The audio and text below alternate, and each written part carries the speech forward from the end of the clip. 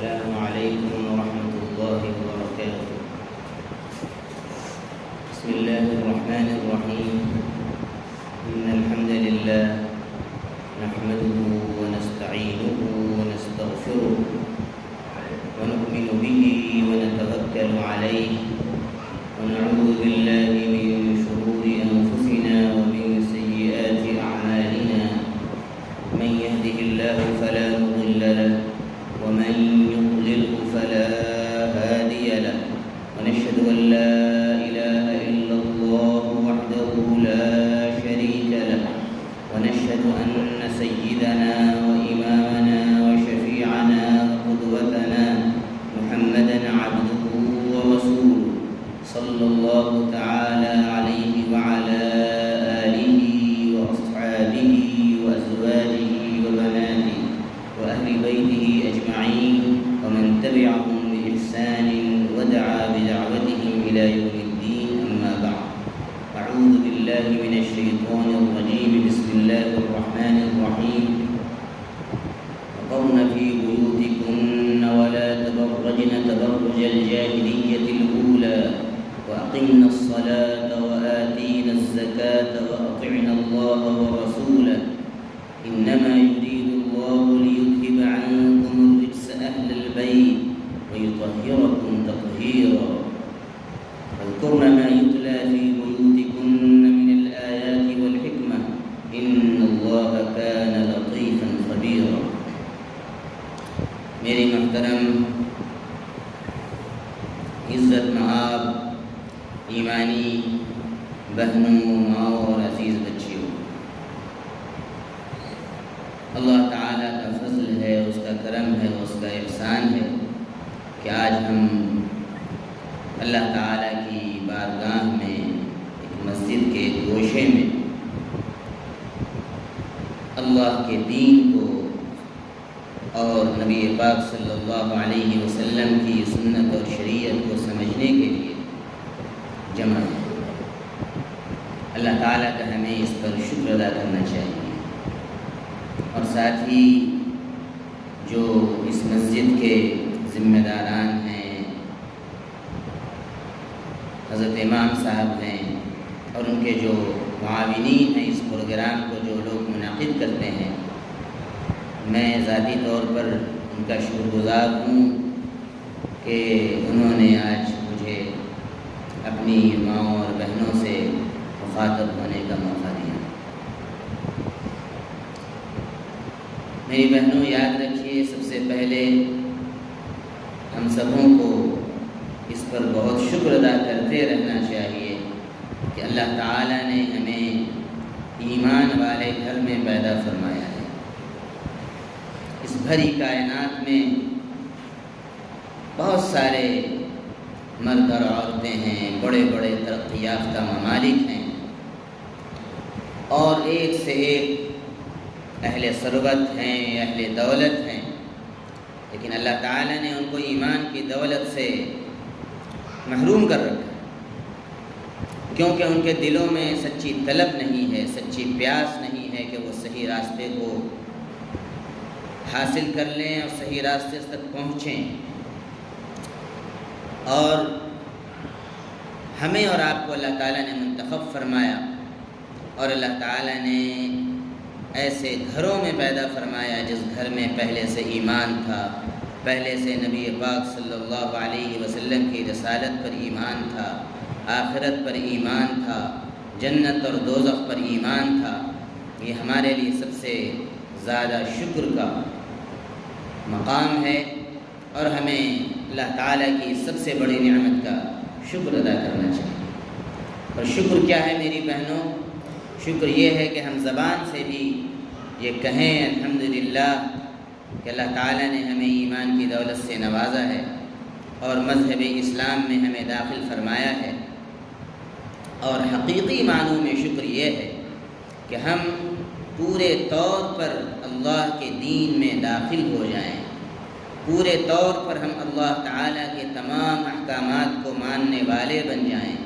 تمام ان باتوں سے بچنے والے بن جائیں جن کو اللہ تعالیٰ نے منع فرمایا ہے، اور اللہ کے نبی صلی اللہ علیہ وسلم نے اپنی شریعت میں جس سے روک دیا ہے، جو ناجائز ہیں، جو حرام ہیں، جو اللہ تعالیٰ کو ناراض کرنے والی باتیں ہیں، ان سے ہم رک جائیں۔ میری بہنوں، ایک بات اور یاد رکھنے کی ہے کہ اللہ تعالیٰ نے ایمان والے مردوں کو جہاں بہت سارے احکامات دیے ہیں، ان تمام احکامات میں ہماری بہنیں بھی شامل ہیں۔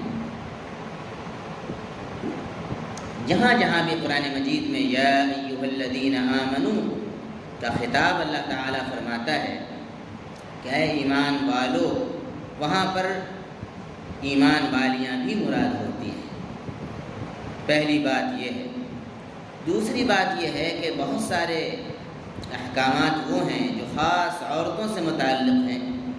وہاں پر اللہ تعالیٰ نے براہ راست ایمان والی عورتوں کو حکم دیا ہے، جیسے عدت کے احکامات ہیں اور نکاح اور بعض طلاق کے احکامات ہیں، جس میں بہت سارے ایسے مسائل ہیں جن کا تعلق براہ راست خواتین سے ہے۔ اسی طریقے سے اس بات کو ایک مرتبہ حضرت ام سلمہ رضی اللہ عنہا، جو ہم سب کی ماں ہیں، ام المؤمنین ہیں، انہوں نے ایک مرتبہ نبی پاک صلی اللہ علیہ وسلم کی بارگاہ میں یہ شکایت کی کہ کیا بات ہے کہ اللہ تعالیٰ قرآن مجید میں صرف مردوں کو عام طور پر مخاطب فرماتا ہے، ہم عورتوں کو اللہ تعالیٰ مخاطب نہیں فرماتا ہے۔ تو اللہ تعالیٰ نے قرآن مجید کی یہ آیت 22ویں پارے کی سورہ احزاب کی آیت نمبر 35 اللہ تعالیٰ نے نازل فرمائی۔ اعوذ باللہ من الشیطان الرجیم، بسم اللہ الرحمن الرحیم، ان المسلمین والمسلمات والمؤمنین والمؤمنات والقانتین والقانتات والصادقین والصادقات والصابرین والصابرات والخاشعین والخاشعات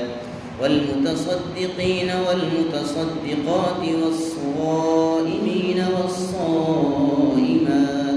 والحافظین فروجهم والحافظات والذاکرین اللہ کثیرا والذاکرات اعد اللہ لهم مغفرة واجرا عظیما، کہ بے شک اسلام قبول کرنے والے مرد اور اسلام قبول کرنے والی عورتیں، اور ایمان لانے والے مرد اور ایمان لانے والی عورتیں، اور سچ بولنے والے مرد اور سچ بولنے والی عورتیں، اور صبر کرنے والے مرد اور صبر کرنے والی عورتیں، اور اللہ تعالیٰ کا ڈر رکھنے والے مرد اور ڈر رکھنے والی عورتیں، اور اللہ تعالیٰ کے راستے میں صدقہ و خیرات کرنے والے مرد اور صدقہ و خیرات کرنے والی عورتیں، اور روزہ رکھنے والے مرد اور روزہ رکھنے والی عورتیں، اور اپنی شرمگاہوں کی حفاظت کرنے والے مرد اور اپنی عزت و آبرو کی حفاظت کرنے والی عورتیں، اور اللہ تعالیٰ کا کثرت سے ذکر کرنے والے مرد اور ذکر کرنے والی عورتیں، اعد اللہ لهم مغفرة، اللہ تعالیٰ ان تمام نیک عادات اور نیک اعمال اور نیک خصائل کو رکھنے والے مردوں اور عورتوں کے لیے اللہ تعالیٰ نے تیار کر رکھا ہے مغفرت کو، وَأَجْرًا عَظِيمًا، اور بڑے اجر کو اللہ تعالیٰ نے تیار فرما رکھا ہے۔ تو اس آیت میں اللہ تعالیٰ نے دیکھیے شانہ بشانہ ایمان والے مردوں کے شانہ بشانہ اللہ تعالیٰ نے تمام صفات میں، تمام نیک عادات و خصائل میں ایمان والی عورتوں کو بھی شامل فرمایا ہے۔ اور اس سے پہلے کی جو آیتیں ہیں اس میں اللہ تعالیٰ نے نبی پاک صلی اللہ علیہ وسلم کی ازواج مطہرات کو، ہم سب کی ماؤں کو، نبی پاک صلی اللہ علیہ وسلم کی بیویوں کو براہ راست چند احکامات دیے ہیں جن کی تبعیت میں اور ان کے پیچھے تمام ایمان والی عورتوں کو بھی حکم ہے۔ اعوذ باللہ من الشیطان الرجیم، ومن يقنت منكن لله ورسوله وتعمل صالحا نؤتها اجرها مرتين، اللہ تعالیٰ ارشاد فرماتے ہیں کہ جو کوئی بھی تم میں سے، یعنی تم عورتوں میں سے، نبی کی بیویوں میں سے اللہ کی اور اللہ کے رسول کی اطاعت کرے گی، وتعمل صالحا اور نیک عمل کرے گی، نؤتیہا اجرہا مرتین ہم اس کو ڈبل اجر دیں گے، واعتدنا لہم رزقا کریما اور ہم ان کے لیے بہت ہی پاکیزہ اور معزز رزق ہم ان کے لیے ہم نے تیار کر رکھا ہے۔ یا نساء النبی، اے نبی کی بیویوں، لستن کاحد من النساء، تم عام عورتوں کی طرح نہیں ہو، تمہارا ایک مقام و مرتبہ ہے، تم اللہ کے نبی صلی اللہ علیہ وسلم کے نکاح میں ہو، ان کی زوجیت میں ہو۔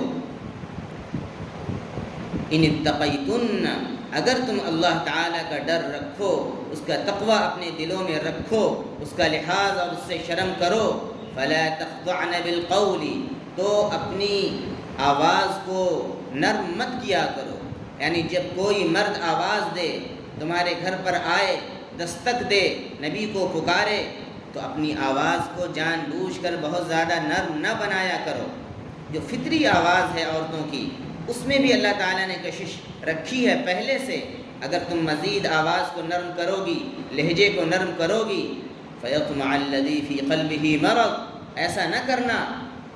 ورنہ جس کے دل میں روگ ہے، جس کے دل میں مرض ہے، جس کے دل میں بیماری ہے، وہ مرد غلط آرزو کر بیٹھے گا، غلط تمنا کر بیٹھے گا، اس کو غلط امید قائم ہو جائے گی۔ وَقُلْنَ قَوْلًا مَعْرُوفًا، اور معروف طریقے سے ان سے بات کرنا، یعنی ایسا لہجہ بھی نہ ہو کہ جس سے کوئی بد اخلاقی ہو جائے، لیکن روکھا لہجہ ہو، یہ کہہ دو کہ ابھی گھر میں نہیں ہیں، بعد میں آئیے گا، ایسا لہجہ اختیار کرو جس سے اس کے دل میں کوئی غلط تمنا نہ پیدا ہو۔ وَلَا تَبَرَّجْنَ تَبَرُّجَ الْجَاهِلِيَّةِ الْأُولَى، اور اے نبی کی بیویوں، اور جیسا کہ میں نے عرض کیا، نبی کی بیویوں کو خطاب کر کے، کیونکہ وہ امت کی تمام عورتوں کی سردار ہیں، ان کو مخاطب کر کے اللہ تعالیٰ نے تمام صحابیات کو اور قیامت تک آنے والی تمام عورتوں کو اللہ تعالیٰ نے اس میں حکم دیا ہے، وَلَا تَبَرَّجْنَ تَبَرُّجَ الْجَاهِلِيَّةِ الْأُولَى، اور تم اس طریقے سے بن سنور کر، بن ٹھن کر، بے پردہ ہو کر باہر مت نکلا کرو، جیسے کہ جاہلیت کے زمانے میں اسلام آنے سے پہلے خواتین نکلا کرتی تھی۔ وَأَقِمْنَ الصَّلَاةَ، نمازوں کو قائم رکھا کرو، وَآتِينَ الزَّكَاةَ، اور زکوٰۃ کو دیتی رہا کرو، وَأَطِعْنَ اللَّهَ وَرَسُولَهُ، اور اللہ تعالیٰ کی اور اس کے رسول کی بات مانتی رہا کرو۔ إِنَّمَا يُرِيدُ اللَّهُ لِيُذْهِبَ عَنْكُمُ الرِّجْسَ أَهْلَ الْبَيْتِ، بے شک اللہ تعالیٰ تو یہ چاہتے ہیں کہ اے اہل بیت، اے نبی کی گھر والیوں، تم سے اللہ تعالیٰ ہر قسم کی گندگی کو دور فرما دے، وَيُطَهِّرَكُمْ تَطْهِيرًا، اور تم کو پورے طریقے سے پاک اور صاف کر دے۔ ایک بات یہاں پر یاد رکھنے کی ہے کہ اہل بیت سے مراد، نبی کے گھر والوں سے مراد، اس آیت کے اندر اللہ تعالیٰ نے جس سیاق میں بات ارشاد فرمائی ہے، اس سے مراد نبی پاک صلی اللہ علیہ وسلم کی ازواج مطہرات ہیں، آپ کی پاک بیویاں ہیں۔ لیکن بہت ہی صحیح ترین روایت میں نبی پاک صلی اللہ علیہ وسلم سے یہ منقول ہے کہ آپ نے ایک مرتبہ چادر اپنی پھیلائی اور اس میں حضرت علی رضی اللہ عنہ، حضرت فاطمہ رضی اللہ عنہ، حضرت امام حسن رضی اللہ عنہ اور حضرت امام حسین رضی اللہ عنہ کو اس چادر میں لے لیا اور فرمایا کہ یہ میرے اہل بیت ہیں، یہ میرے گھر والے ہیں۔ تو صحیح نقطۂ نظر یہ ہے، اعتدال کا عقیدہ یہ ہے کہ نبی کی پاک بیویاں بھی اہل بیت میں شامل ہیں، اور نبی کی بیٹیاں اور حضرت امام حسن اور حسین اور آپ کے داماد حضرت علی رضی اللہ عنہ بھی اہل بیت میں شامل ہیں۔ اس میں افراد و تفرید ہو جاتی ہے۔ جو شیعہ حضرات ہیں وہ صرف پنجتن پاک کا عقیدہ رکھتے ہیں کہ صرف نبی پاک صلی اللہ علیہ وسلم اور حضرت علی، حضرت امام حسن اور حضرت امام حسین اور حضرت فاطمہ رضی اللہ عنہا، صرف یہی اہل بیت ہیں، 5 لوگ۔ لیکن جو صحیح عقیدہ ہے اہل سنت والجماعت کا وہ یہ ہے کہ یہ لوگ تو ہیں ہی اہل بیت، لیکن ان کے ساتھ جو ازواج مطہرات ہیں، جتنی بھی پاک بیویاں ہیں، حضرت خدیجہ رضی اللہ عنہا سے لے کر اماں جان حضرت عائشہ صدیقہ رضی اللہ عنہا تک، وہ بھی اہل بیت میں شامل ہیں۔ اس لیے صحیح عقیدہ یہ ہے کہ ان کو بھی اہل بیت میں شامل مانا جائے اور ان کو بھی شامل مانا جائے، اور سب سے عقیدت اور محبت رکھی جائے، کسی کی محبت میں غلو نہ کیا جائے۔ آج کے آپ حضرات، آپ بہنیں جانتی ہوں گی کہ جو شیعہ حضرات ہوتے ہیں وہ کیا کرتے ہیں۔ ایک تو میں نے یہ بات عرض کیا کہ ان کے عقیدے میں فرق ہے، وہ صرف پنجتن پاک کو، نبی پاک صلی اللہ علیہ وسلم کے داماد کو، آپ کی بیٹی کو اور حضرت امام حسن اور حسین رضی اللہ عنہما کو، جو تمام جنت کے نوجوانوں کے سردار ہیں، اور حضرت فاطمہ رضی اللہ عنہا جو تمام خواتین جنت کی سردار ہیں، وہ صرف انہی کو اہل بیت مانتے ہیں، اور اس کے نتیجے میں وہ غلو کے شکار ہو جاتے ہیں، شیعوں میں 12 فرقے ہوتے ہیں، اور بعض فرقے اس میں ایسے ہیں نعوذ باللہ کہ وہ حضرت علی رضی اللہ عنہ کو نعوذ باللہ خدا مانتے ہیں، ان کی الوہیت کے قائل ہیں۔ جیسے عیسائی حضرات، کرسچن حضرت عیسیٰ علیہ السلام کو سن آف گاڈ کہتے ہیں، اور ٹرینیٹی کا ان کا عقیدہ ہے کہ وہ یہ کہتے ہیں کہ اللہ تعالیٰ بھی خدا ہے، اور حضرت عیسیٰ علیہ السلام بھی نعوذ باللہ خدا ہیں، اور حضرت مریم علیہ السلام بھی خدا ہیں۔ 3 ملا کر 1 ہیں، اور 1 ملا کر 3 ہیں۔ یہ ایسا بودا عقیدہ ہے اور ایسا غلط عقیدہ ہے کہ ایک دیہاتی بھی کی عقل میں بھی یہ بات سمجھ میں نہیں آئے گی۔ اس سے پوچھا جائے، اس کرسچن سے، اس پادری سے پوچھا جائے کہ کیا تمہاری والدہ کی تصویر ہو، اور تمہاری بیوی کی تصویر ہو، اور تمہاری بہن کی تصویر ہو، کیا تم تینوں کو ایک مانو گے؟ کیا تم تینوں کو ایک نظر سے دیکھو گے؟ کوئی بھی نہیں دیکھے گا۔ تو پھر نعوذ باللہ تم نے خدا کے درجے میں حضرت عیسیٰ علیہ السلام کو کیسے پہنچا دیا؟ حضرت مریم علیہ السلام کو کیسے پہنچا دیا؟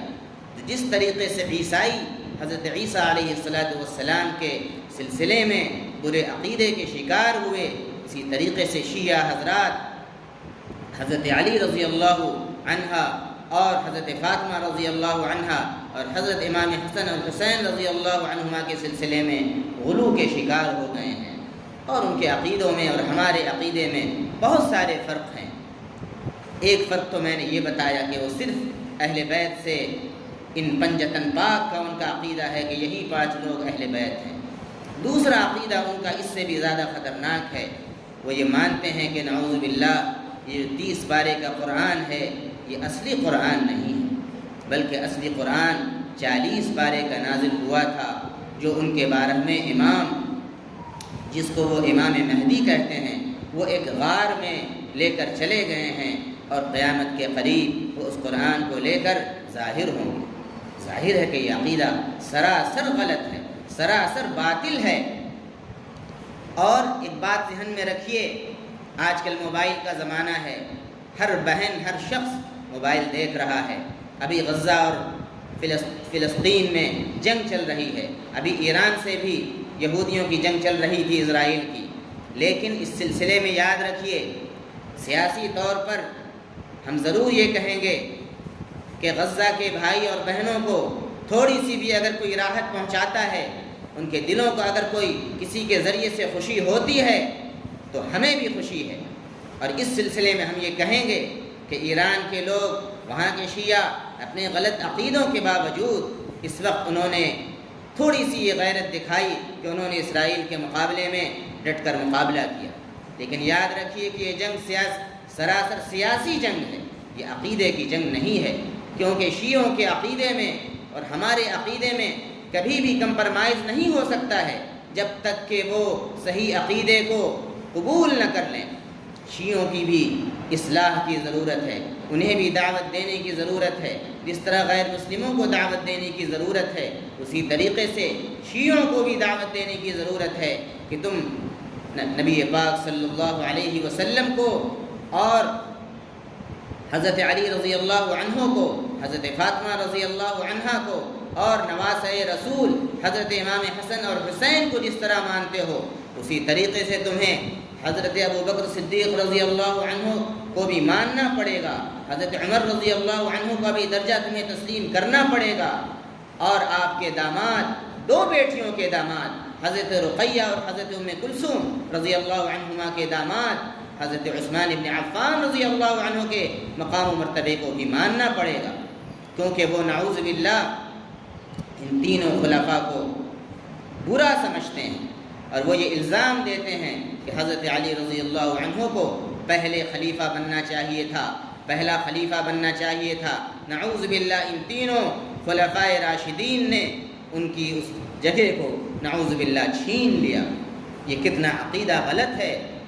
گویا کہ وہ الزام لگاتے ہیں، وہ الزام نعوذ باللہ ان خلفاء راشدین پر نہیں لگاتے، اور ان پر کیا لگا بھی سکتے ہیں، وہ تو سورج کی طرح روشن ہیں، ان کے مقام و مرتبے کو کسی کو کون ہے جو ٹھیس پہنچا سکتا ہے؟ اگر سورج کی طرف تھوکا کوئی تھوکے گا تو اس کا تھوک اس کے منہ پر آئے گا۔ اس لیے میں یہ عرض کرتا ہوں کہ شیعوں کا یہ الزام نعوذ باللہ خود نبی پاک صلی اللہ علیہ وسلم پر ہے، گویا کہ وہ یہ کہتے ہیں کہ نبی پاک صلی اللہ علیہ وسلم نے اپنے صحابہ کی سچی تربیت نہیں فرمائی تھی، کہ وہ جب رخصت ہو گئے نبی پاک صلی اللہ علیہ وسلم تو ان 5 لوگوں کو چھوڑ کر نعوذ باللہ سب مرتد ہو گئے، اسلام سے پھر گئے، وہ یہ کہنا چاہتے ہیں۔ اور اس کے پیچھے دراصل یہ یہودیوں کی سازش ہے، وہ شیعوں کے ذریعے سے یہ عقیدہ پرموٹ کرنا چاہتے ہیں پوری دنیا میں کہ حضرات صحابہ رضی اللہ عنہم جمیعاً، جن کے ذریعے سے ہمیں قرآن ملا،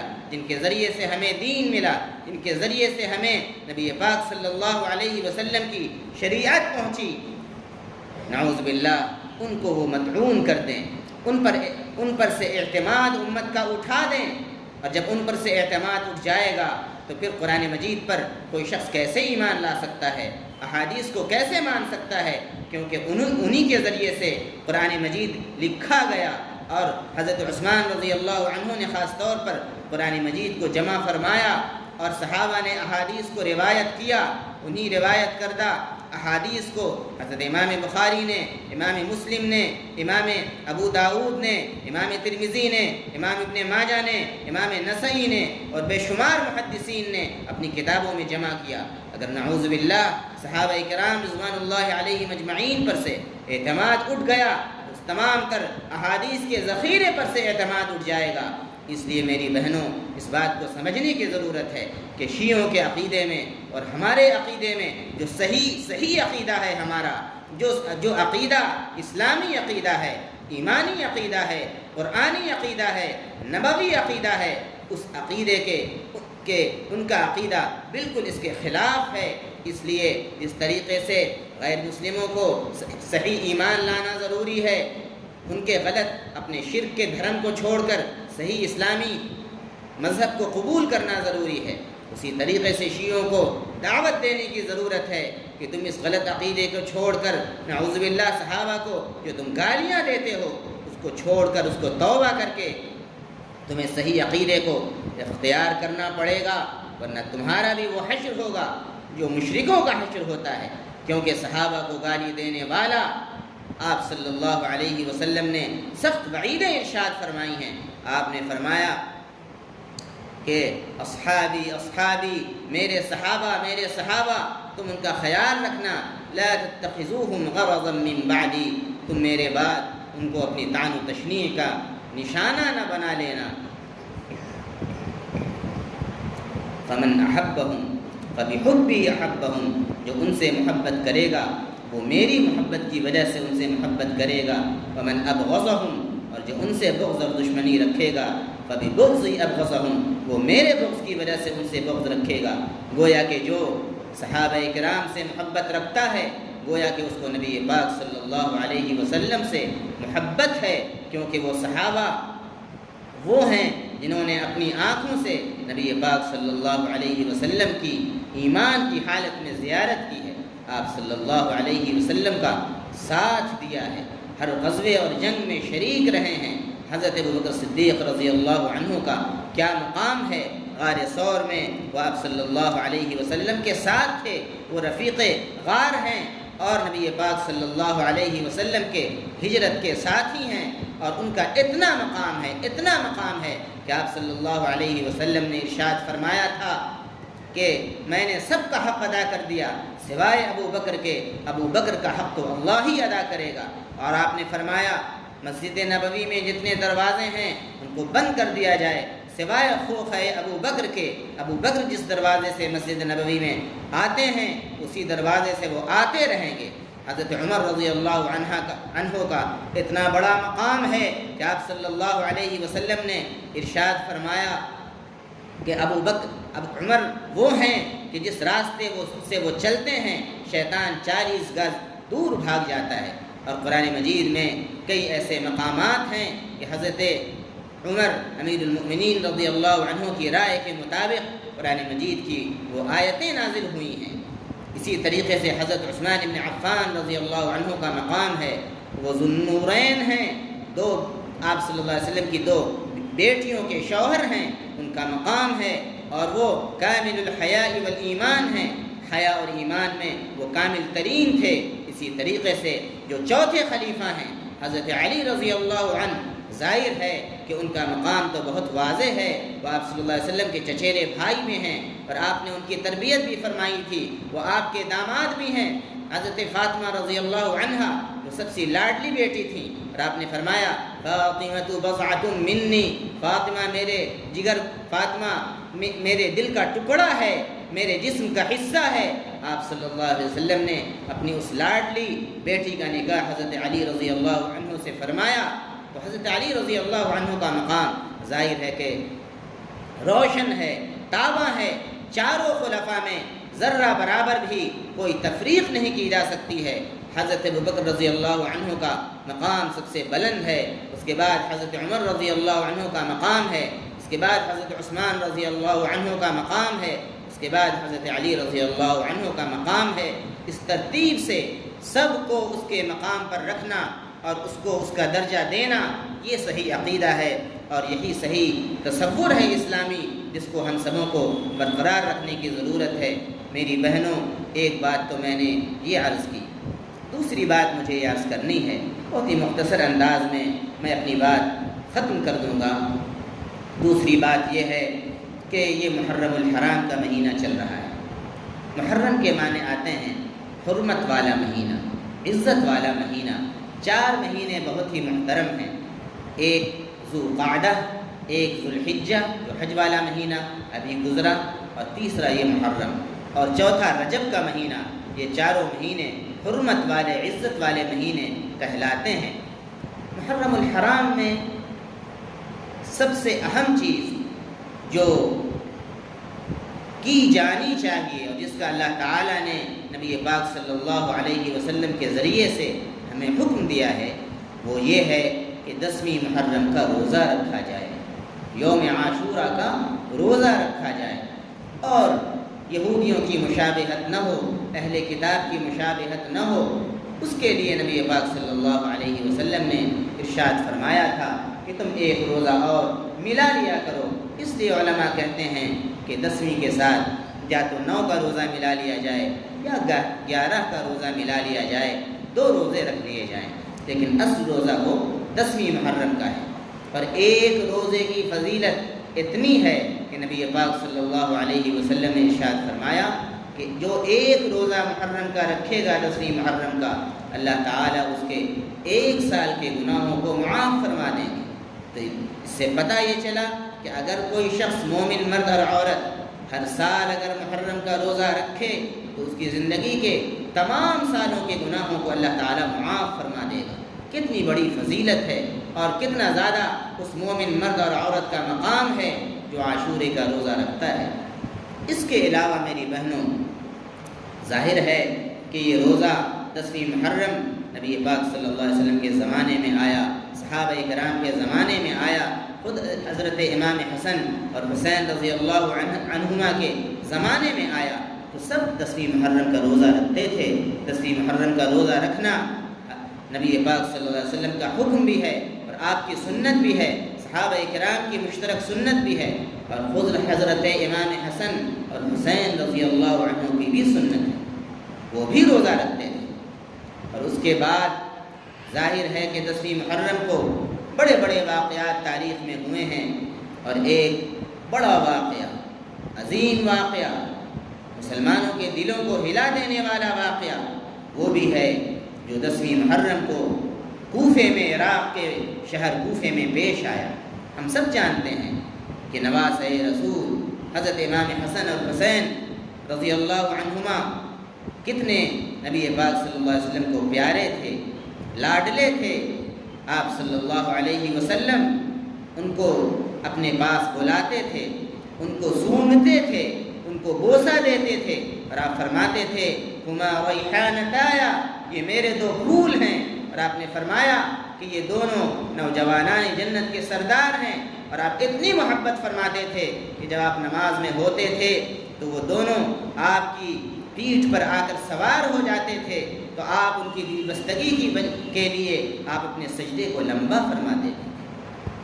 اور ایک مرتبہ آپ خطبہ دے رہے تھے، حضرت حسن رضی اللہ عنہ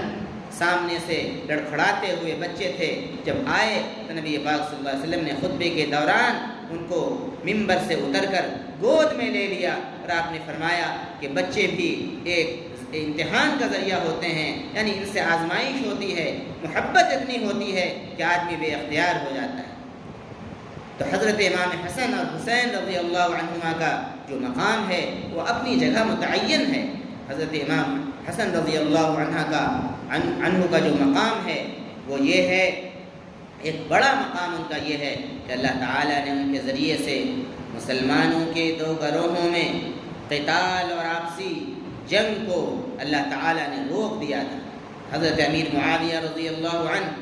جب مسلمانوں کے حاکم بن گئے تھے اور حضرت امام حسن رضی اللہ عنہ پہلے سے امیر المؤمنین موجود تھے، تو جب یہ بات ذرا سا اس کا احساس ہوا حضرت امام حسن رضی اللہ عنہ کو کہ آپس میں کوئی رسہ کشی ہو سکتی ہے، کوئی آپس میں جنگ کی صورت پیدا ہو سکتی ہے، تو انہوں نے صلح کا ہاتھ بڑھا دیا اور کہا کہ ٹھیک، اے امیر معاویہ رضی اللہ عنہ، آپ ہی امیر المؤمنین ہیں اور میں اس عہدے سے دستبردار ہوتا ہوں۔ اور آپ صلی اللہ علیہ وسلم نے پہلے سے اس کی پیشین گوئی فرما دی تھی کہ یہ میرا جو بچہ ہے حسن، اس کے ذریعے سے اللہ تعالیٰ مسلمانوں کے 2 گروہوں کے درمیان صلح فرما دے گا۔ اور حضرت امام حسین رضی اللہ عنہ کے بارے میں ہم سب جانتے ہیں کہ انہوں نے جب حضرت امیر معاویہ رضی اللہ عنہ کے بعد یزید خلافت پر بیٹھا تو یزید کے اندر جو باتیں پائی جاتی تھیں تاریخ کی مستند کتابوں میں موجود ہے، ظاہر ہے کہ اس کے اندر وہ تدین نہیں تھا، وہ دینداری نہیں تھی جو ان کے والد میں پائی جاتی تھی یا صحابہ کرام میں پائی جاتی تھی، وہ اس سے بہت دور تھا۔ اس لیے حضرت امام حسین رضی اللہ عنہ نے اور پھر بہت سارے صحابہ نے یہ موقف اختیار کیا تھا کہ یزید کو خلافت کا حق حاصل نہیں ہے۔ اس لیے حضرت امام حسین رضی اللہ عنہ نے صرف اس مقصد سے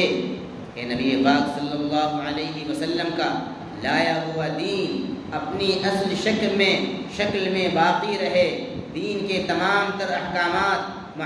محفوظ رہیں اور مسلمانوں کا عقیدہ سلامت رہے اور ان کی عزت و آبرو کی حفاظت رہے،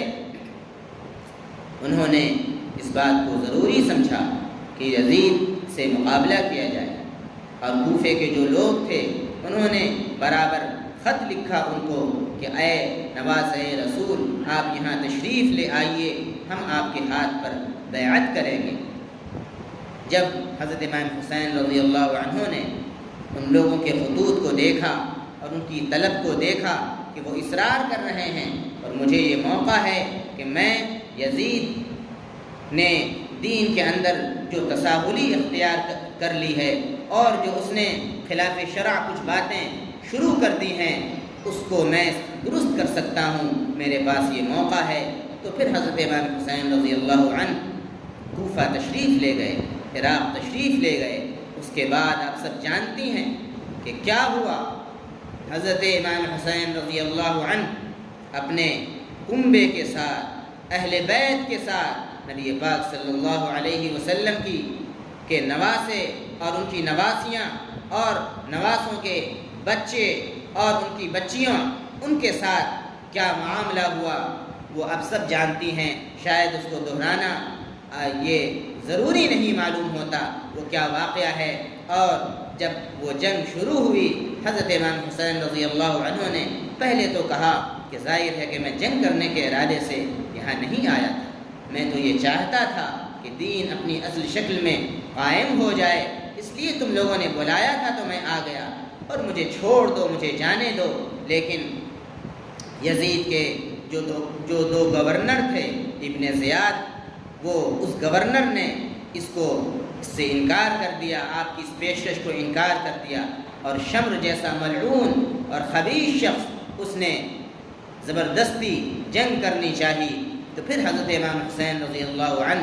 ظاہر ہے کہ ان کی رگوں میں حضرت علی رضی اللہ عنہ کا خون دوڑ رہا تھا، بلکہ نبی پاک صلی اللہ علیہ وسلم کا خون دوڑ رہا تھا۔ وہ پھر اس بات کو گوارا نہیں کر سکتے تھے کہ دین حق کے لیے کوئی مجھ سے مقابلہ کرے اور میں پیچھے ہٹ جاؤں۔ ان سے زیادہ شجاعت،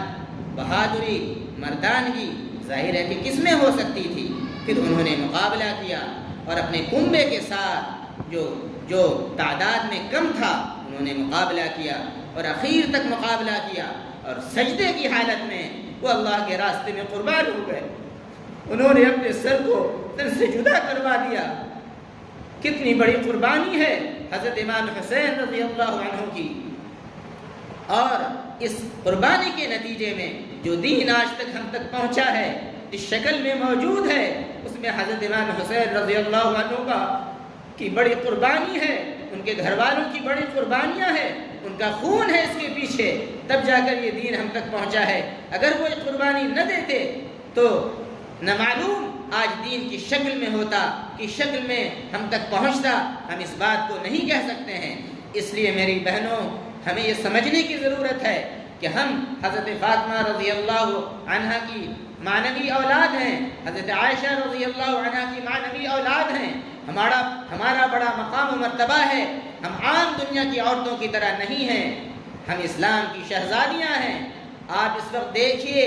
غزہ کی ہماری بہنیں، شام کی بہنیں کس طریقے سے دین کے لیے قربانیاں دے رہی ہیں۔ وہ آج اپنے بچوں کو آج بھی شہید کروا رہی ہیں۔ اگر میں یہ کہوں کہ اگر اس وقت کوئی حسینی ہے، سچا حضرت امام حسین رضی اللہ عنہ کو ماننے والا ہے، ان سے محبت کرنے والا ہے، تو وہ غزہ کی ہماری بہنیں اور بھائی ہیں، جو آج بھی اسلام کے لیے شہادت کا نذرانہ پیش کر رہے ہیں، اور اپنے بچوں کو شہید کرواتے ہیں، اپنے شوہروں کو شہید کرواتے ہیں، اور اس کے بعد وہاں کی عورتیں کہتی ہیں حسبنا اللہ و نعم الوکیل، اللہ ہمارے لیے کافی ہے اور وہ بہترین مدد کرنے والا ہے۔ کسی ایک کی زبان پر کوئی شکوہ نہیں ہے، کوئی شکایت نہیں ہے۔ بڑی بڑی ایک گڑھے میں کتنی قبریں بنا دی جا رہی ہیں، 2 سال کے قریب ہونے جا رہا ہے، اور وہ یہودیوں سے، خبیث یہودیوں سے، ظالم یہودیوں سے وہ مقابلہ کر رہے ہیں اور ہار نہیں مان رہے ہیں۔ یہ کون سا جذبہ ہے؟ یہ نبی پاک صلی اللہ علیہ وسلم کی دین کی تبلیغ کے لیے اپنے کو قربان کر دینے کا اور اپنی تکلیفوں کو برداشت کرنے کا جذبہ ہے، صحابہ کرام کی قربانیوں کو پیش کرنے کا جذبہ ہے، حضرت سمیہ رضی اللہ عنہا کی شہادت کو پیش کرنے کا جذبہ ہے، حضرت امام حسین رضی اللہ عنہ کی شہادت کو پیش کرنے کا جذبہ ان کے اندر موجود ہے۔ میری بہنوں، یاد رکھیے، تمام اس وقت دنیا کے مسلمان مرد ہوں یا عورت، ان کی بڑی ذمہ داری بنتی ہے۔ دنیا اس وقت جہنم کدا بنی ہوئی ہے، دنیا میں کوئی انصاف نہیں ہے، دنیا میں ظلم ہے، دنیا میں ناانصافی ہے، ظلم کا راج ہے۔ اس لیے تمام بھائیوں کی، تمام مسلمان عورتوں کی بہت نازک ذمہ داری ہے کہ وہ اپنے مقام کو پہچانیں۔ وہ معنوی اولاد ہیں نبی پاک صلی اللہ علیہ وسلم کے، اور ہماری بہنیں ازواج مطہرات کی اور آپ کی پاک بیٹیوں کی معنوی بیٹیاں ہیں۔ اس لیے ضرورت ہے کہ ہم کفر کے اندھیروں کا مقابلہ کریں، غیر مسلم بہنوں کو اسلام کی دعوت دیں، حکمت کے ساتھ شیعوں کو دعوت دیں، اور جو لوگ اسلام سے پھر رہے ہیں، کتنی عورتیں ہیں، کتنی خواتین ہیں جو اچھے میڈیم اسکولوں میں، انگلش میڈیم اسکولوں میں وہ اپنی بچیوں کو پڑھا رہی ہیں، اور نتیجے میں وہ دین کی تعلیم نہ ہونے کی وجہ سے، دین سے آشنا نہ کرنے کی وجہ سے، ان کی اچھی تعلیم و تربیت نہ کرنے کی وجہ سے وہ بچیاں غیر مسلم لڑکوں کے ساتھ بھاگ جا رہی ہیں۔ کتنا خطرناک منظر ہے۔ اس لیے میری بہنوں، بہت ذمہ داریاں ہماری ہیں، علماء کی بھی ذمہ داریاں ہیں، مسجد کے اماموں کی ذمہ داریاں ہیں، مدرسے میں پڑھانے والے علماء کی ذمہ داریاں ہیں، مکتب میں پڑھانے والے ہمارے حفاظ و قراء کی ذمہ داریاں ہیں، اور تمام بہنوں کی ذمہ داریاں ہیں کہ وہ اسلام کا پرچم بلند کریں، وہ اسلام کے علم کو گرنے نہ دیں۔ یہ کیا بات ہے کہ محرم کے موقع سے جو ہمیں کام کرنے چاہیے تھے، حضرت امام حسن اور حسین کے ساتھ رضی اللہ عنہما کے لیے ہمیں دعائیں کرنی چاہیے تھیں، اور ان کے اس جذبہ شہادت کو ہمیں اپنے دلوں میں پروان چڑھانا چاہیے تھا۔ اس کو نہ اختیار کر کے آج ہمارے بھائی کیا کر رہے ہیں؟ محرم کے نام پر کیا تماشے کر رہے ہیں؟ ہماری بہنیں کہاں چلی جا رہی ہیں؟ بہت افسوس کے ساتھ میں یہ عرض کرتا ہوں کہ جو باتیں شیعوں نے ایجاد کی تھیں، جو خرافات ایجاد کیے تھے، تیمور لنگ بادشاہ تھا ہندوستان میں، وہ شیعہ بادشاہ تھا، اور اودھ کے جتنے نواب تھے وہ شیعہ تھے۔ انہوں نے یہ عزاداری ایجاد کی، انہوں نے تعزیے بنائے، اور انہوں نے اپنے یہاں ماتم اور سینہ کوبی کو رواج دیا۔ اس کے نتیجے میں جو اہل سنت والجماعت ہیں، دنیا میں جو بڑی تعداد میں مسلمان ہیں، وہ بھی یہ سمجھنے لگے جاہلیت کی وجہ سے، علم نہ ہونے کی وجہ سے، کہ یہ کام ہمیں بھی کرنا چاہیے۔ یاد رکھیے، اہل سنت والجماعت کا ان خرافات سے، ان بدعات سے، ان رسومات سے دور دور کا کوئی تعلق نہیں ہے۔ بہت افسوس ہوتا ہے مجھے یہ دیکھ کر، میں کل پرسوں کی بات ہے، اولڈ پڑیا روڈ میں میں آ رہا تھا، اپنی مسجد کو جا رہا تھا، تو میں نے دیکھا ایک وہاں امام باڑہ ہے، ایک شخص بیٹھا ہوا ہے، وہ فاتحہ کر رہا ہے، اور بھیڑ لگی ہوئی ہماری بہنوں کی، پردے میں آ رہی ہیں اور بھیڑ لگی ہوئی ہے۔ کیا بات ہے بھائی؟ شکر پالے خرید رہی ہیں، اور وہ جا کر وہاں سے فاتحہ کرا رہی ہیں، اور پھر اس کو شیرنی کا نام دیتی ہیں۔ یہ کیا بات ہے؟ یہ کیا چیز ہے؟ کیا صحابہ کرام کے زمانے میں، کیا خود حضرت امام حسین رضی اللہ عنہ کے گھر میں سوال کرتا ہوں، ان کی شہادت کے بعد کوئی بھی ایسا کام کیا گیا تھا؟ کوئی بھی ایسی رسم کی گئی تھی؟ وہ تو جنت کے سردار ہیں، وہ شہید ہیں، شہیدوں کے سردار ہیں۔ کیا ہمارے فاتحے سے کیا ان کا مقام و مرتبہ نعوذ باللہ بلند ہو جائے گا؟ کیا ضرورت ہے ان کو ہمارے حلوے اور مالیدے کی؟ یہ کیا، کس خرافات میں امت پڑ گئی ہے؟ یہ امت خرافات میں کھو گئی، حقیقت روایات میں کھو گئی۔ ہم کہاں تھے اور کہاں آ گئے؟ ہم اسلام کو بلند کرنے والے تھے، ہم نبی پاک صلی اللہ علیہ وسلم کی سنت اور شریعت کو دنیا میں پھیلانے والے تھے، اور آج ہم ہیں کہ امام باڑوں پر ہماری بھیڑ لگی ہوئی ہے، جہالت کا ریشیو ہے، بے پردگی عام ہے۔ ہم کہاں سے کہاں آ گئے؟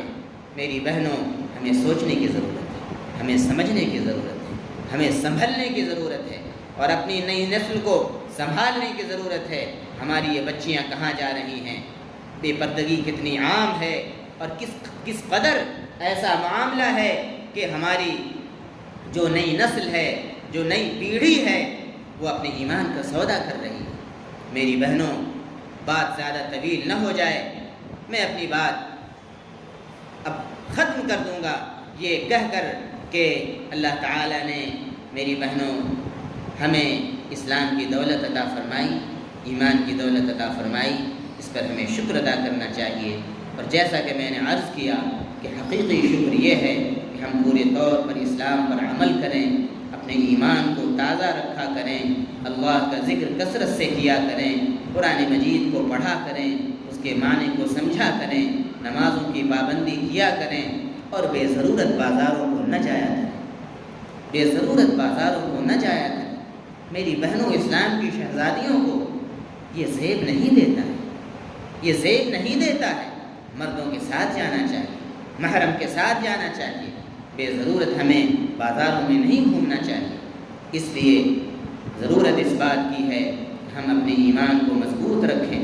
نمازوں کی پابندی کریں، اپنی عزت و آبرو کی حفاظت کریں، آخری ایک حدیث پڑھ کر میں اپنی بات ختم کر دوں گا۔ نبی پاک صلی اللہ علیہ وسلم نے ارشاد فرمایا کہ ایک ایمان والا شخص اللہ کے تقوی کے بعد سب سے زیادہ اس دنیا میں اگر کسی چیز سے فائدہ اٹھاتا ہے تو وہ ایک نیک عورت ہے، نیک بیوی ہے۔ نیک بیوی کی کیا تعریف فرمائی نبی پاک صلی اللہ علیہ وسلم نے؟ ہم کس کو نیک سمجھتے ہیں؟ ہم نیک سمجھتے ہیں اور وہ نیک یقیناً وہ نیک ہیں کہ ہم نماز پڑھ لیں، ہم برقع لگا لیں اور ہم اوابین بھی پڑھ لیں، ہم چاشت بھی پڑھ لیں، ہم اشراق کی بھی پابندی کر لیں، ہم تمام تر روزے رکھیں، عرفہ کا روزہ رکھیں، عاشورے کا روزہ رکھیں، فرض روزے بھی رکھیں، اور جو چھوٹ گئے ہیں رمضان میں ان کی قضا کر لیں۔ اسی طریقے سے جو دیگر احکامات ہیں ان پر ہم عمل کرتے رہیں تو یقیناً یہ دیندار ہے، خاتون کہلائے گی، یقیناً یہ ایک صالحہ اور مؤمنہ ایک نیک عورت کہلائے گی۔ لیکن اس حدیث میں میری بہنوں ایک بات ارشاد فرمائی گئی ہے، ان امرها اطاعته، کہ اگر اس کا شوہر اس کو کسی جائز بات کا حکم کرے، کوئی حکم کرے، اس کو بلائے، کسی بات کا حکم کرے، اطاعته، تو وہ عورت اس کی بات کو فوراً مان لے۔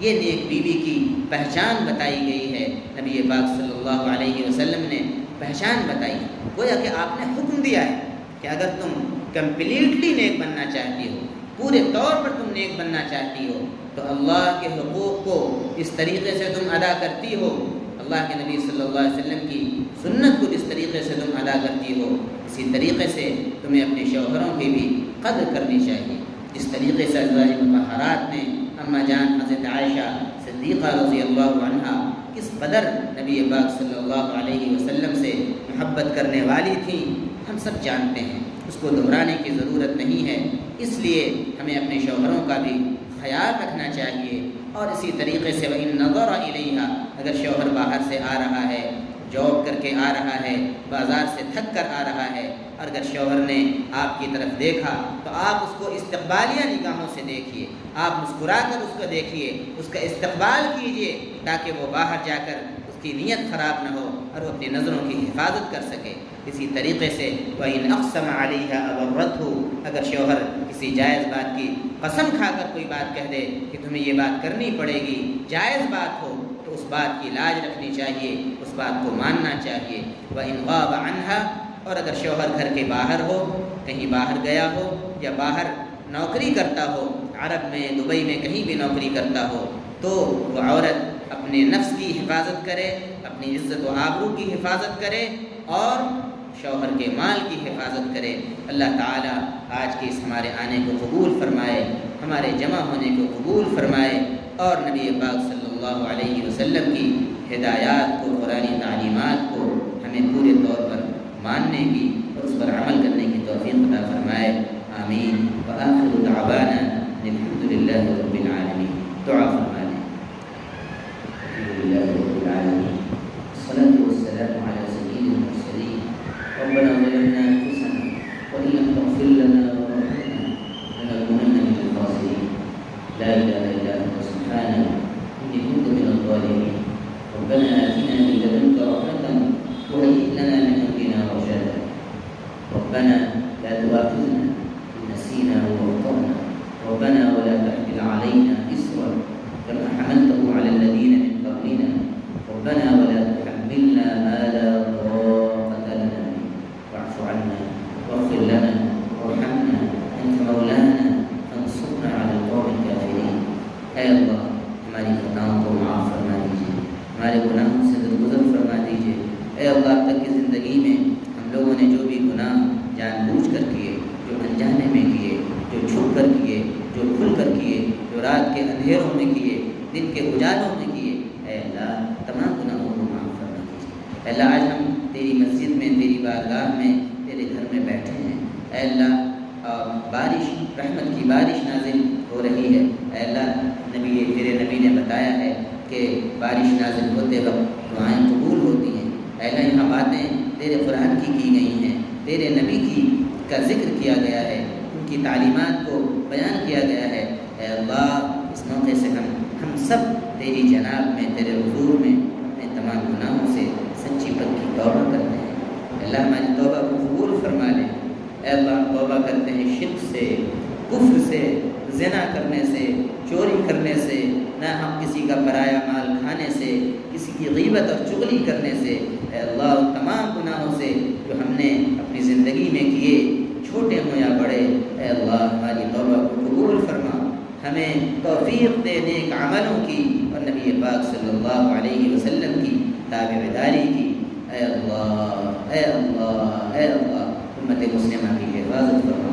ہماری بہنوں کی حفاظت فرما، ان کے عقیدوں کی حفاظت فرما،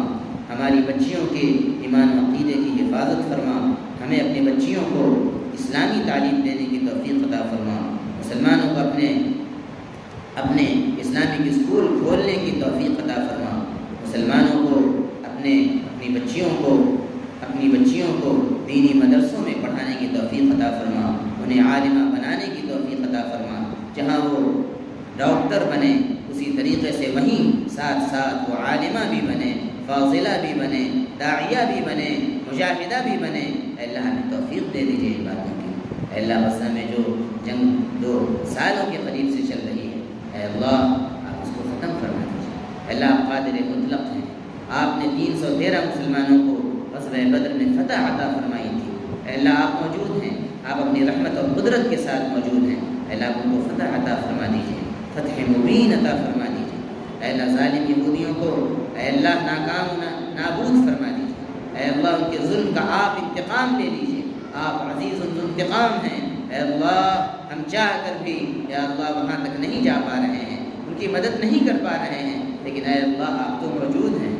آپ اپنے فرشتوں کے لشکروں کے ساتھ موجود ہیں۔ اے اللہ اپنے فرشتوں کے لشکروں کو اتار دیجیے۔ اے اللہ دنیا کے مسلمانوں کے اندر غیرت پیدا فرما دیجیے اور ان کی مدد کے لیے سبوں کی پیشانی کے بال پکڑ کر اللہ نیکی اور تقوی کی طرف اور ان کی مدد کی طرف اللہ سب کے دلوں کو متوجہ فرما دیجیے۔ اللہ ہماری دعاؤں کو محض اپنے فضل و کرم سے قبول فرما دیجیے۔ ربنا تقبل منا انك انت السميع العليم وارنا مناسكنا وتب علينا انك انت التواب الرحيم وصلى الله تعالى على خير خلقه سيدنا ومولانا محمد وعلى آله وأصحابه أجمعين آمين برحمتك يا أرحم الراحمين. سبحان الله وبحمده سبحانك اللهم وبحمدك أشهد أن لا إله إلا أنت أستغفرك